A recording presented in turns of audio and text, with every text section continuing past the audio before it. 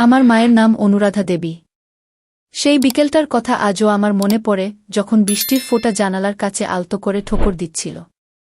আমি তখন কলেজ থেকে ফিরে এসে ঘরের এক কোণে বসে বইয়ের পাতা ওল্টাচ্ছিলাম, কিন্তু মনটা কিছুতেই সেখানে স্থির হচ্ছিল না। বাইরে আকাশটা ধূসর হয়ে গিয়েছিল, আর ঘরের ভিতরে একটা হালকা আর্দ্রতার গন্ধ ভেসে বেড়াচ্ছিল। মা রান্নাঘরে ছিলেন।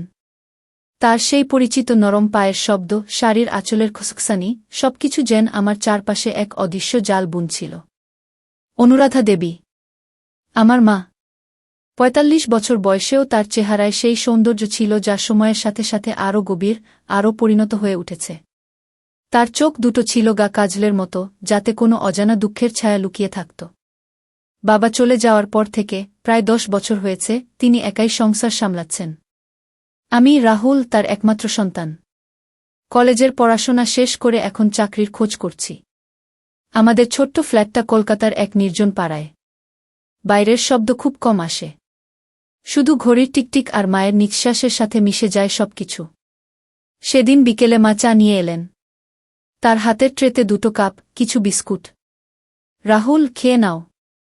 বৃষ্টিতে ভিজে এসেছ, ঠান্ডা লাগবে কি? তার গলার স্বরটা সবসময় এমনই নরম, যত্নে ভরা। আমি মুখ তুলে তাকালাম। তার শাড়ির পাড়টা একটু সরে গিয়ে কবজির কাছে সোনালি চুড়ির ঝলক দেখা যাচ্ছিল। আমার বুকের ভিতরটা অদ্ভুতভাবে কেঁপে উঠল। এমন তো কতবার হয়, কিন্তু আজ কেন যেন সেই কম্পনটা একটু বেশি সময় ধরে রইল। আমি চোখ নামিয়ে নিলাম। ধন্যবাদ মাগু। তিনি আমার পাশে বসলেন।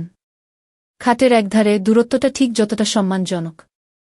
তার শরীর থেকে হালকা সাবানের গন্ধ ভেসে আসছিল, সেই চিরকালের পরিচিত গন্ধ যা আমাকে শৈশবের কথা মনে করিয়ে দেয়। আমরা চুপচাপ চা খাচ্ছিলাম। বাইরে বৃষ্টি বাড়ছিল। জানালা দিয়ে ঠান্ডা হাওয়া ঢুকছিল। মা হঠাৎ বললেন, তোমার চাকরির ইন্টারভিউ কবে? চিন্তা করছি। একা একা সব সামলাতে কষ্ট হয় না তো? আমি মাথা নাড়লাম। না মা, তুমি তো আছো। এই কথাটা বলার সময় আমার গলাটা একটু ধরে গেল। তিনি আমার দিকে তাকালেন। সেই দৃষ্টিতে মায়া, ভালোবাসা আর কিছু অজানা। আমি চোখ সরিয়ে নিলাম। কেন যেন আজকাল তার দিকে বেশিক্ষণ তাকাতে পারি না। যেন কোনো অদৃশ্য টান আমাকে টেনে ধরছে, আবার একই সাথে ভয় পাচ্ছি। সন্ধ্যা নামল। মা রান্না করছিলেন। আমি ঘরে বসে ল্যাপটপে চাকরির আবেদন দেখছিলাম, কিন্তু চোখ যাচ্ছিল রান্নাঘরের দিকে। তিনি সামান্য ঝুঁকে রান্না করছেন, শাড়ির আঁচলটা পিঠের উপর দিয়ে পড়ে আছে। তার ঘাড়ের নরম বাঁক, চুলের গোছা যা খোপা থেকে একটু এলোমেলো হয়ে গেছে, সবকিছু যেন আমার মনে একটা অস্বস্তিকর উষ্ণতা তৈরি করছিল। আমি উঠে গিয়ে জানালা খুললাম। ঠান্ডা বাতাস এসে লাগল মুখে। নিজেকে সামলাতে চাইলাম। এটা কি হচ্ছে? এ তো আমার মা, যিনি আমাকে কোলে করে বড় করেছেন, যার জন্য আমি সবকিছু করতে পারি। রাতে খাবার টেবিলে বসে আমরা কথা বলছিলাম। মা আজকাল প্রায় অতীতের গল্প করেন। বাবার সাথে তাদের প্রথম দেখা, আমার ছোটবেলার দুষ্টুমি। তুই যখন ছোট ছিলি, রাতে ঘুম না এলে আমার কোলে মাথা রেখে শুয়ে থাকতি। এখন তো বড় হয়ে গেছিস, আর সে সুযোগ নেই। তিনি হাসলেন। সেই হাসিতে একটা নিঃসঙ্গতা লুকিয়েছিল। আমি তার হাতের দিকে তাকিয়ে রইলাম। সেই হাত যা আমাকে হাজারবার ছুঁয়েছে, সান্ত্বনা দিয়েছে। আজ সেই হাতের দিকে তাকিয়ে আমার বুকের ভিতরটা অদ্ভুতভাবে ভারী হয়ে উঠল। মা, তুমি একা থাকো কেমন লাগে? প্রশ্নটা অজান্তেই বেরিয়ে এল। তিনি এক মুহূর্ত চুপ করে রইলেন। তারপর বললেন, একা তো নই, তুই আছিস। কিন্তু সময় যত যায় মনে হয় জীবনটা কেমন ফাঁকা হয়ে যাচ্ছে। তোর বাবা চলে যাওয়ার পর সবকিছু যেন থেমে গেছে। শুধু তোকে দেখে বাঁচিগু। তার কথায় আমার চোখে জল চলে এল। আমি হাত বাড়িয়ে তার হাতটা ছুঁতে গিয়েও থেমে গেলাম। প্রথম চ্যাপ্টারে কোনো স্পর্শ নয়, শুধু দৃষ্টি, শুধু কথা। আমি বললাম, আমি সবসময় তোমার সাথে আছি মা। কখনো ভেবো না তুমি একাগু। রাত গভীর হল। আমি শুয়ে পড়লাম। পাশের ঘরে মা। দেওয়ালের উপারে তার নড়াচড়ার শব্দ শুনতে পাচ্ছিলাম। তিনি হয়তো বই পড়ছেন বা জানালার দিকে তাকিয়ে আছেন। আমার মনে হাজারো চিন্তা। কেন আজকাল তার কথা শুনলেই বুকটা এমন করে? কেন তার উপস্থিতিতে এই অস্বস্তি? এ তো শুধু মায়ের প্রতি ভালোবাসা। কিন্তু সেই ভালোবাসার গভীরে কোথায় যেন একটা নিষিদ্ধ স্রোত বইছে, যা আমি স্বীকার করতে চাই না। পরের দিন সকাল। মা উঠে আমার জন্য চা বানালেন। আমি রান্নাঘরে গিয়ে দাঁড়ালাম। তিনি চুল বেঁধে রেখেছেন, কপালে সিঁদুরের টিপ। আজ তোমার ক্লাস নেই? জিজ্ঞাসা করলেন। আমি মাথা নাড়লাম। আজ ফ্রি। তোমার সাথে থাকব। তিনি হাসলেন। সেই হাসি দেখে আমার মনটা হালকা হয়ে গেল। দুপুরে আমরা একসাথে খেলাম। টেবিলের উপারে তার মুখের দিকে তাকিয়ে থাকতে থাকতে আমি লক্ষ্য করলাম তার চোখের নিচে হালকা ক্লান্তির ছাপ। মা, তুমি কি রাতে ঠিকমতো ঘুমাও? প্রশ্ন করলাম। তিনি একটু চমকে উঠলেন। কেন? হ্যাঁ, ঘুমাই তো। তবে কখনো কখনো পুরনো কথা মনে পড়ে কি আমরা কথা বলতে বলতে সময় কাটছিল। তিনি তার যৌবনের গল্প বললেন, কিভাবে বাবার সাথে ঘর বেঁধেছিলেন, কত স্বপ্ন দেখেছিলেন। এখন সব স্বপ্ন তোর উপর। তুই ভালো থাকলে আমি ভালো থাকি গু। আমি তার কথা শুনতে শুনতে ভাবছিলাম, এই নারীটি আমার জন্য কত কিছু ত্যাগ করেছেন। তার জীবনের সব আনন্দ আমার পিছনে রেখে দিয়েছেন। আমার প্রতি তার এই নিঃস্বার্থ ভালোবাসা আমাকে গভীরভাবে নাড়া দিচ্ছিল। কিন্তু সেই নাড়ার সাথে সাথে একটা অজানা টানও অনুভব করছিলাম। তার কণ্ঠস্বর, তার চলাফেরা, তার সামান্য হাসি, সবকিছু যেন আমার অস্তিত্বের সাথে জড়িয়ে যাচ্ছিল। বিকেলে আমরা ছাদে গেলাম। বৃষ্টি থেমে গেছে। আকাশ পরিষ্কার। মা ফুলগাছ দেখছিলেন। আমি পাশে দাঁড়িয়ে, দূরত্বটা বজায় রেখে। তিনি একটা গোলাপ ফুল তুলে বললেন, দেখ কত সুন্দর। জীবনেও এমন ফুল ফোটানো উচিত কি? আমি তার দিকে তাকিয়ে রইলাম। তার চুলে বাতাস লাগছিল। সেই মুহূর্তে আমার মনে হল, এই নারী আমার মা হলেও তিনি একজন পূর্ণ নারী, যার জীবনে অনেক অপূর্ণতা আছে। আমি কি সেই অপূর্ণতা পূরণ করতে পারি? না, এ চিন্তা ভুল। আমি মাথা ঝাঁকালাম। সন্ধ্যায় আবার সেই চা। এবার তিনি আমার পড়াশোনার খোঁজ নিলেন। রাহুল, তোর ভবিষ্যৎ নিয়ে আমার অনেক স্বপ্ন। কিন্তু আমি চাই না তুই আমার জন্য নিজেকে আটকে রাখিস। কি তার কথায় আমি বললাম, মা, তুমি ছাড়া আমার কোনো ভবিষ্যৎ নেই। কি কথাটা বলার পর আমরা দুজনেই চুপ করে গেলাম। সেই নীরবতায় একটা অদৃশ্য টেনশন তৈরি হচ্ছিল। আমি তার চোখে কি খুঁজছিলাম? তিনি কি আমার চোখে কিছু দেখতে পাচ্ছিলেন? রাতে শোয়ার আগে মা আমার ঘরে এসে জলের গ্লাস রাখলেন। ভালো করে ঘুমা কি বলে চলে গেলেন। দরজা বন্ধ হওয়ার শব্দ হল। আমি চোখ বন্ধ করে শুয়ে রইলাম। কিন্তু ঘুম আসছিল না। মায়ের মুখ, তার কথা, তার উপস্থিতি, সব ঘুরপাক খাচ্ছিল। আমি জানি এটা শুধু সাধারণ মায়ের প্রতি ভালোবাসা নয়। এর মধ্যে একটা নিষিদ্ধ আকর্ষণ লুকিয়ে আছে, যা ধীরে ধীরে আমাকে গ্রাস করছে। কিন্তু আমি তা অস্বীকার করছি। এখনো। পরের কয়েকদিন একই রকম কাটল। সকালে মায়ের বানানো চা, দুপুরে একসাথে খাওয়া, বিকেলে কথা বলা। প্রতিদিন তার সাথে সময় কাটানোর সাথে সাথে সেই টানটা বাড়ছিল। একদিন তিনি পুরনো অ্যালবাম বের করলেন। ছবি দেখতে দেখতে তিনি হাসছিলেন। দেখ, এটা তোর ছোটবেলার। আমি তোকে কোলে নিয়ে কি ছবিতে তার যুবতী মূর্তি। আমি তার মুখের দিকে তাকিয়ে রইলাম। বাস্তবে তিনি আরও সুন্দর হয়েছেন। সময় তাকে ক্ষয় করেনি, বরং একটা নতুন আলো দিয়েছে। মা, তুমি এখনো কত সুন্দর। কথাটা অজান্তেই বলে ফেললাম। তিনি লজ্জা পেলেন। কি বলছিস?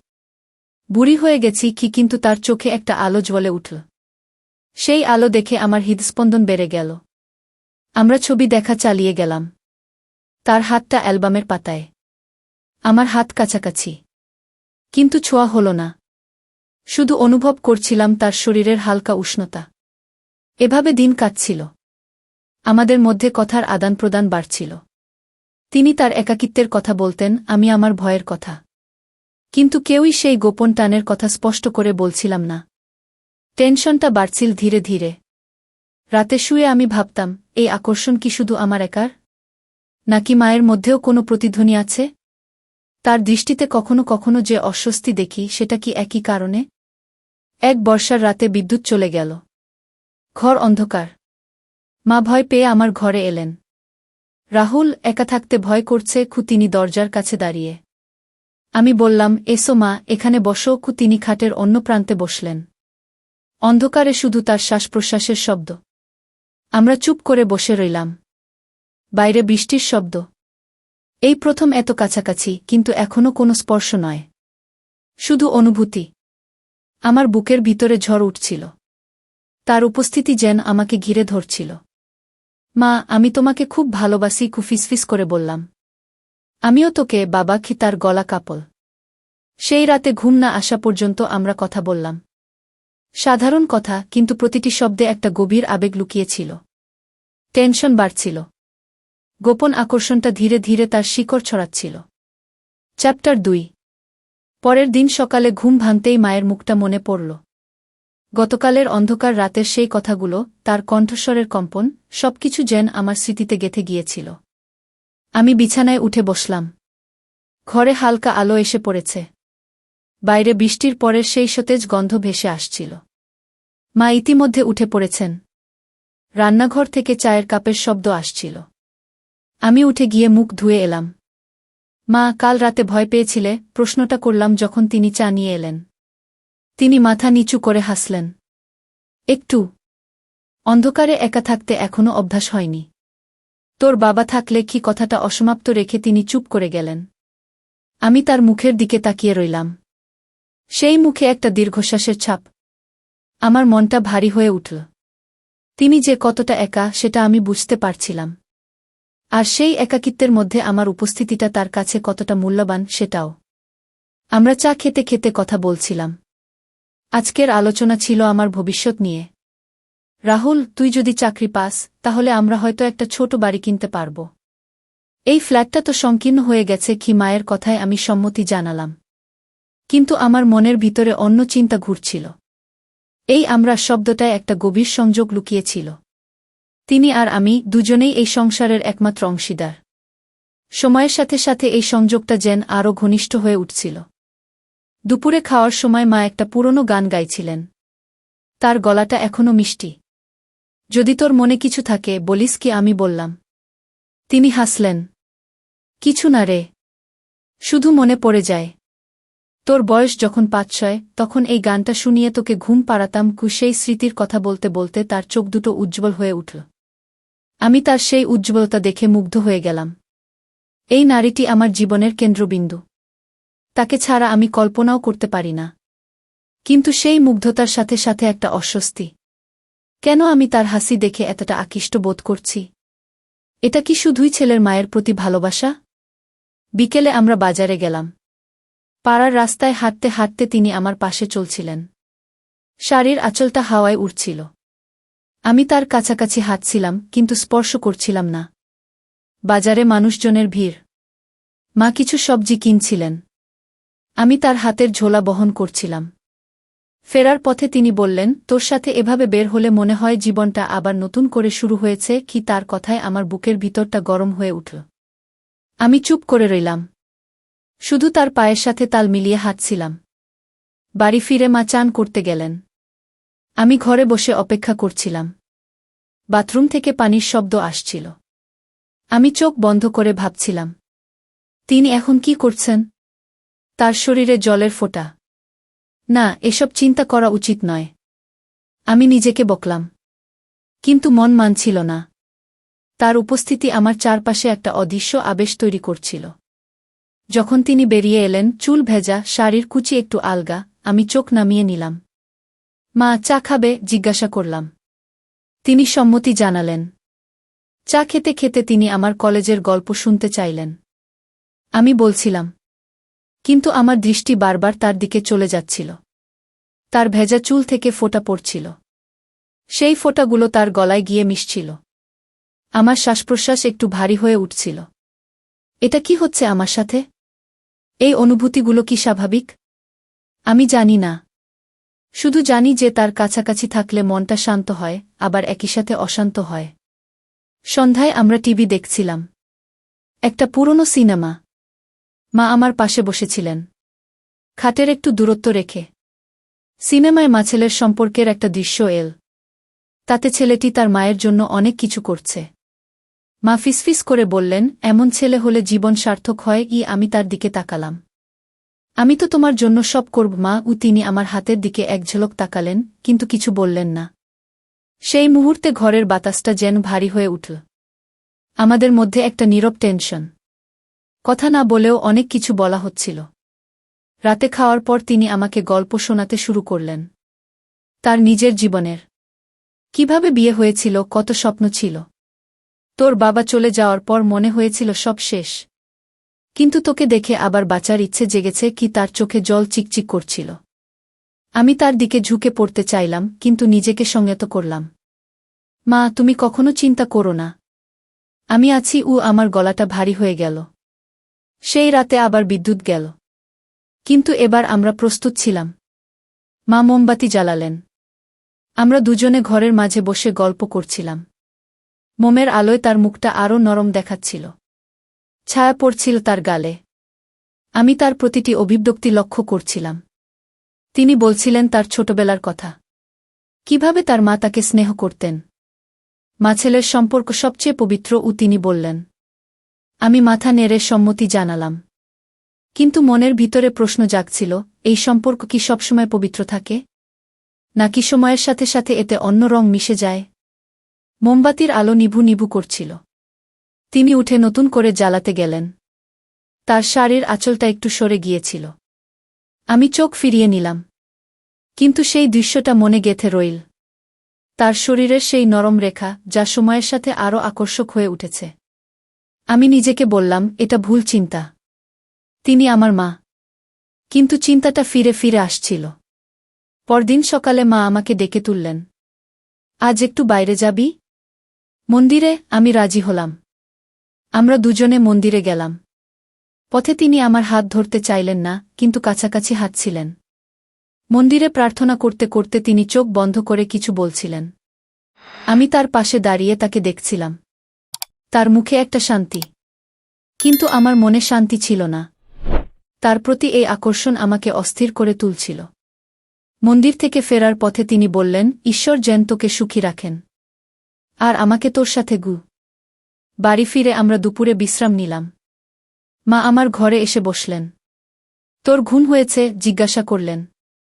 আমি বললাম, হ্যাঁ মা। তিনি একটা দীর্ঘশ্বাস ফেললেন। কখনো কখনো রাতে জেগে থাকি, তোর কথা ভাবি। তুই কত বড় হয়ে গেছিস কি তার কথায় একটা মায়া মিশেছিল। আমরা অনেকক্ষণ চুপ করে বসে রইলাম। ঘরের পরিবেশটা যেন আমাদের দুজনকে ঘিরে ধরছিল। বাইরের পাখির ডাক, দূরের গাড়ির শব্দ, সবকিছু মিলে একটা নির্জনতা তৈরি হয়েছিল। আমি ভাবছিলাম তার জীবনের কথা। তিনি কতটা ত্যাগ করেছেন আমার জন্য। তার যৌবন, তার স্বপ্ন, সব আমার পিছনে। এখন আমি বড় হয়েছি। তাকে কি আমি সেই হারানো আনন্দ ফিরিয়ে দিতে পারব? কিন্তু কিভাবে? এই প্রশ্নগুলো আমাকে কুরে কুরে খাচ্ছিল। তার দিকে তাকালে মনে হয় তিনিও কিছু খুঁজছেন। তার চোখে একটা অসমাপ্ত আকাঙ্ক্ষা। বিকেলে আমরা বই পড়ছিলাম। মা একটা উপন্যাস নিয়ে বসেছিলেন, আমি পাশে।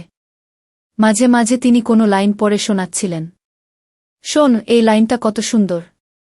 ভালোবাসা কখনো সীমাবদ্ধ থাকে না। তার গলায় একটা গভীরতা ছিল। আমি তার দিকে তাকিয়ে বললাম, হ্যাঁ মা, ভালোবাসা অনেক রূপ নিতে পারে। কি কথাটা বলার পর আমাদের চোখাচোখি হল। সেই মুহূর্তে একটা অদৃশ্য স্রোত বয়ে গেল। আমরা দুজনেই চোখ সরিয়ে নিলাম। টেনশনটা আরও বাড়ছিল। রাতে খাবার পর তিনি আমাকে বললেন, আজকাল তোর সাথে কথা বলতে ভালো লাগে। আগে তো তুই ব্যস্ত থাকতিস। এখন যেন আরও কাছাকাছি হয়েছি কি তার কথায় আমার হৃদয়টা দ্রুত স্পন্দিত হচ্ছিল।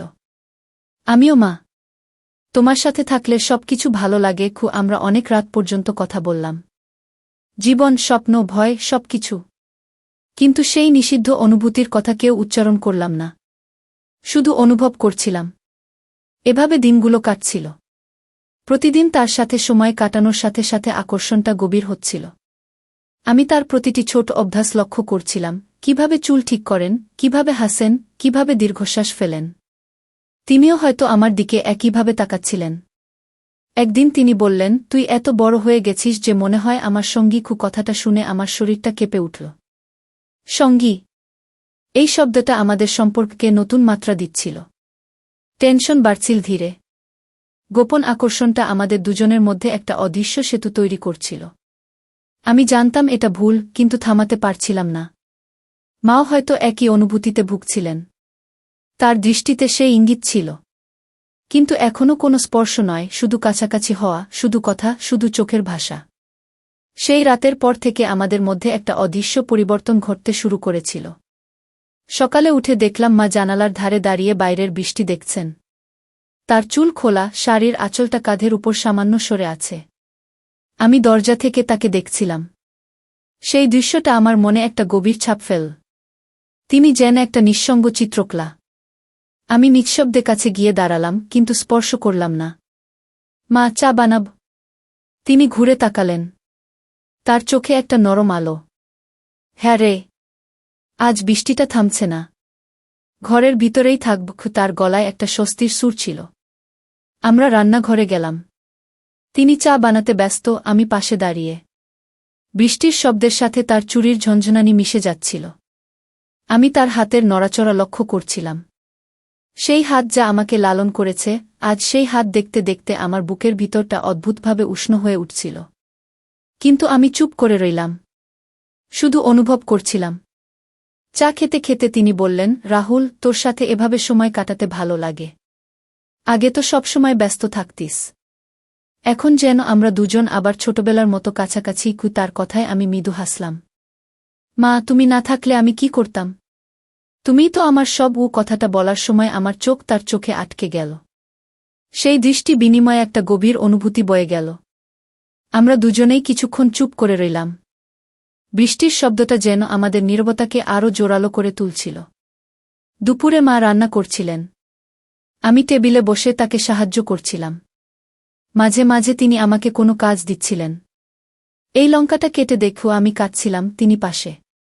আমাদের কাঁধ প্রায় ছুঁয়ে যাচ্ছিল, কিন্তু ছোঁয়া হচ্ছিল না। তার শরীর থেকে আসা সেই পরিচিত উষ্ণতা আমাকে ঘিরে ধরছিল। আমি নিজেকে সংযত রাখছিলাম।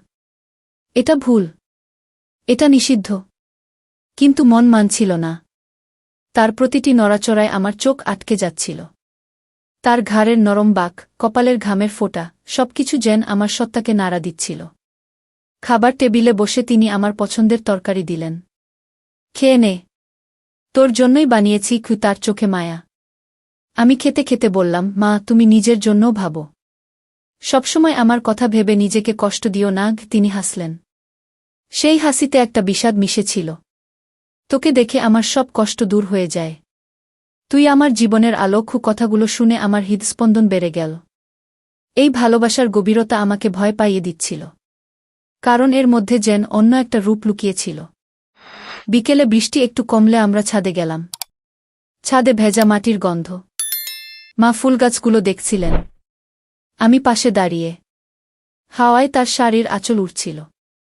আমি তার দিকে তাকিয়ে রইলাম। তার চেহারায় একটা শান্ত সৌন্দর্য।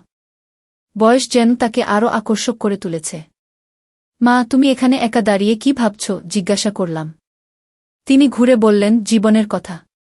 কত কিছু চেয়েছিলাম, কত কিছু পাইনি। কিন্তু তোকে পেয়েছি, তাই যথেষ্ট। তার কথায় আমার চোখ ভিজে এল। আমি কাছে যেতে চাইলাম, কিন্তু থেমে গেলাম। শুধু বললাম, আমিও তোমাকে ছাড়া কিছু ভাবতে পারি না। ছাদ থেকে নেমে আমরা ঘরে বসলাম। মা একটা পুরনো ডায়েরি বের করলেন। এটা আমার যৌবনের।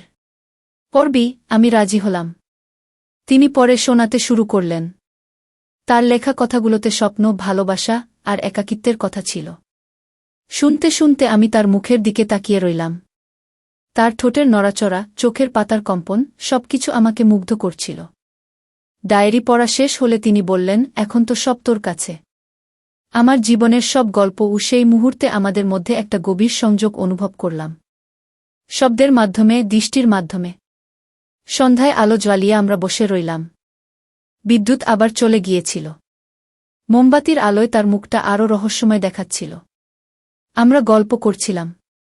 তিনি তার এক বন্ধুর কথা বললেন, যিনি স্বামী হারিয়ে একা হয়ে গেছেন। আমি ভাগ্যবতী। তোর মতো ছেলে আছে। আমি বললাম, মা, তুমি যদি চাও, আমি সবসময় তোমার পাশে থাকব। কখনো ছেড়ে যাব না। তার চোখে জল এসে গেল। জানি রে, কিন্তু তোর নিজের জীবন আছে। বিয়েথা কথাটা বলতে গিয়ে তিনি থেমে গেলেন। আমি তার হাতের দিকে তাকিয়ে রইলাম। সেই হাতে কোনো স্পর্শ না করে শুধু কল্পনা করছিলাম তার উষ্ণতা। রাত গভীর হল। মা আমার ঘরে এসে বসলেন। ঘুম আসছে না? তোর সাথে একটু বসি? আমি সম্মতি জানালাম। আমরা পাশাপাশি বসে, দূরত্ব রেখে। বাইরে বৃষ্টি, ঘরের ভিতরে মোমের আলো। তিনি বললেন, রাহুল, তোর বড় হয়ে যাওয়াটা দেখে মনে হয় সময় কত দ্রুত চলে যায়। তুই এখন আমার কাছে একজন সঙ্গী। সেই সঙ্গী শব্দটা আবার আমার শরীরে একটা কাঁপুনি অনুভব করলাম। আমি বললাম, মা, তুমি আমার সব। আমার জীবনের অর্ধেক। কথাগুলো বলার সময় আমাদের শ্বাসপ্রশ্বাসের শব্দটা যেন একসাথে মিশে যাচ্ছিল। আমরা অনেকক্ষণ চুপ করে বসে রইলাম। মোমের আলোয় তার ছায়া দেওয়ালে পড়ছিল। আমি তার প্রোফাইল দেখছিলাম। সেই নাকের সরু রেখা, ঠোঁটের নরম বাঁক, সবকিছু আমাকে টেনে নিচ্ছিল। কিন্তু আমি নড়লাম না। শুধু অনুভব করছিলাম সেই টান। তিনিও হয়তো কিছু অনুভব করছিলেন। তার শ্বাস একটু দ্রুত হয়ে উঠেছিল। কিন্তু কেউ কিছু বললাম না। এই নীরবতায় টেনশনটা চরমে পৌঁছাচ্ছিল। পরের দিনগুলো একইভাবে কাটছিল। প্রতিদিন নতুন করে তার কাছাকাছি হওয়া, কথা বলা, তার চোখের ভাষা পড়া। একদিন তিনি আমাকে তার পুরনো ছবি দেখালেন। যৌবনের ছবি। দেখ কেমন ছিলাম। আমি বললাম, এখনো তুমি সেই রকম আছো মা। আরও সুন্দর। তিনি লজ্জা পেলেন। তার গালে হালকা লাল আভা। সেই লজ্জা দেখে আমার মনটা আনন্দে ভরে উঠল। এই লজ্জাটা যেন আমাদের মধ্যে একটা নতুন দরজা খুলে দিচ্ছিল। এক বিকেলে আমরা বইয়ের দোকানে গেলাম। তিনি একটা কবিতার বই কিনলেন। বাড়ি ফিরে পড়ে শোনালেন। কবিতায় প্রেম আর আকর্ষণের কথা ছিল। শুনতে শুনতে আমরা দুজনেই চুপ হয়ে গেলাম। তিনি বই বন্ধ করে বললেন, জীবনে এমন আকর্ষণও হয়। কিন্তু সব সম্পর্ক পবিত্র নয়। তার কথায় আমি চমকে উঠলাম। তিনি কি কিছু বুঝতে পেরেছেন? আমি চুপ করে রইলাম। কিন্তু মনের ভিতরে ঝড় উঠছিল। রাতে আবার একসাথে বসা। এবার তিনি আমার কাঁধের কাছে একটু ঝুঁকে এসেছিলেন, কিন্তু স্পর্শ হয়নি। তার শরীরের উষ্ণতা আমি অনুভব করছিলাম। শ্বাসপ্রশ্বাসের তাল একই হয়ে যাচ্ছিল। রাহুল, তোকে কাছে পেয়ে মনে হয় সব অন্ধকার দূর হয়ে গেছে। তার ফিসফিসানি। আমি বললাম, মা, আমিও। তোমার কাছে থাকলে সবকিছু অর্থপূর্ণ হয়। সেই রাতে ঘুমানোর আগে আমি অনেকক্ষণ জেগে রইলাম। তার কথা, তার উপস্থিতি, সব মিলে আমার মনে একটা গভীর আকাঙ্ক্ষা জাগিয়ে তুলছিল। নিষিদ্ধ কিন্তু অপ্রতিরোধ্য। দিন যত যাচ্ছিল টেনশন তত বাড়ছিল। আমাদের কথায়, দৃষ্টিতে, নীরবতায় সেই আকর্ষণ প্রকাশ পাচ্ছিল। মাও যেন কিছু অনুভব করছিলেন। তার দৃষ্টি এখন আর শুধু মায়ের নয়, কিছু অন্যরকম। কিন্তু এখনও সবকিছু ধীরে। শুধু কাছাকাছি হওয়া, শুধু অনুভব করা। গোপন আকর্ষণটা ধীরে ধীরে আমাদের দুজনকে জড়িয়ে ধরছিল।